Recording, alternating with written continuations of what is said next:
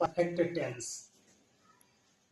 इस टेंस के वाक्यों के अंत में कैसे टेंस आते हैं? जिन वाक्यों के अंत में चुका है, चुकी है, चुके हैं या यह है, ई है, ए है आदि शब्द आते हैं तो वह प्रेजेंट परफेक्ट टेंस होता है। अर्थात किसी काम का जब पूरा हो जाता है तो वह प्रेजेंट परफेक्ट अर्थात वर्तमान काल में जो हमारा काम जो हो रहा है यदि पूरा हो जाता है तो वह हमारा टेंस प्रेजेंट परफेक्ट टेंस कहलाता है। तो आइए देखते हैं, ही, सी, इट और एक वचन अर्थात सिंगुलर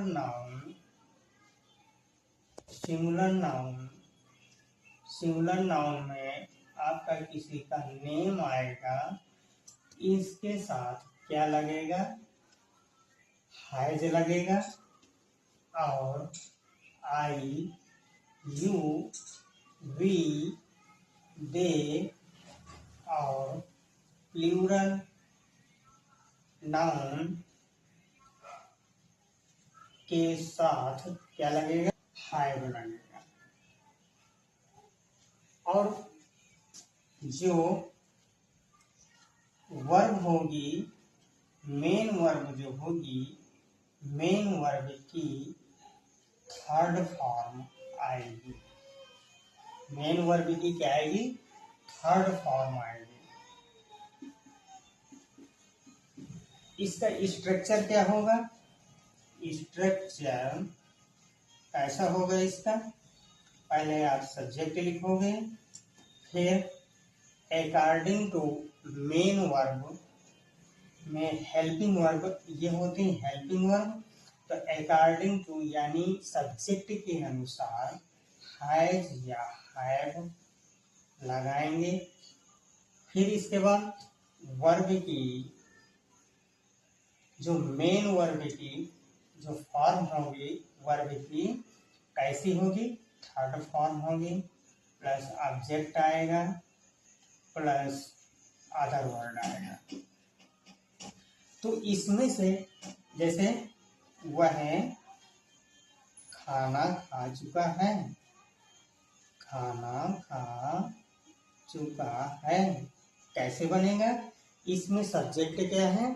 इसी स्ट्रक्चर में हमें रखना है। सब्जेक्ट क्या है इसमें? ही है।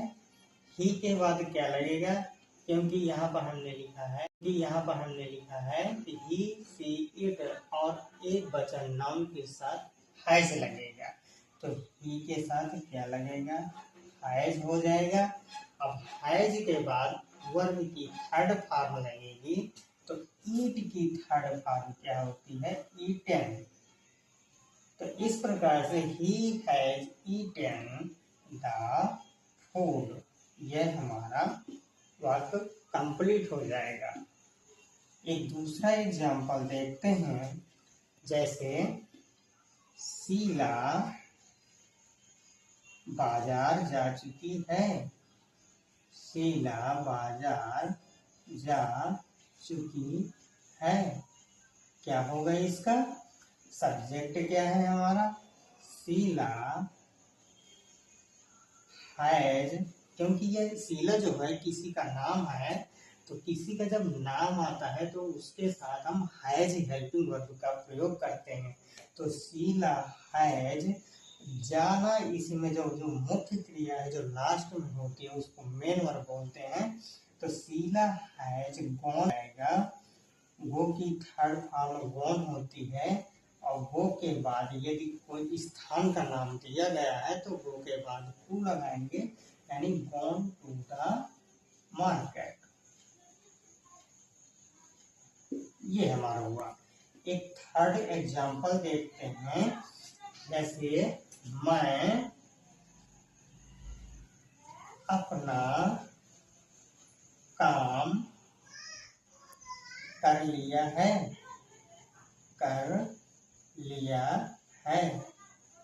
क्योंकि इसमें जो परिभाषा यानी पहचान जो दी गई है या है ही है, मैंने अपना काम कर लिया है। इसमें सब्जेक्ट क्या है? आई। आई के साथ अब देखेंगे क्या लगता है? हैव। I have. हैव के बाद वर्ब की थर्ड फॉर्म लगेगी, यानी do, did, done. I have done, done. और आई के साथ जो ये अपना है, अपने की अंग्रेजी क्या होगी? I have done my work. इस तरह से 3 एग्जाम्पल्स की सहायता से हमने प्रेजेंट परफेक्ट का के बारे में पढ़ा। और ये कैसा लगा आप लोग कमेंट में जरूर बताइए, और हमारे चैनल को सब्सक्राइब और लाइक और शेयर जरूर करिए।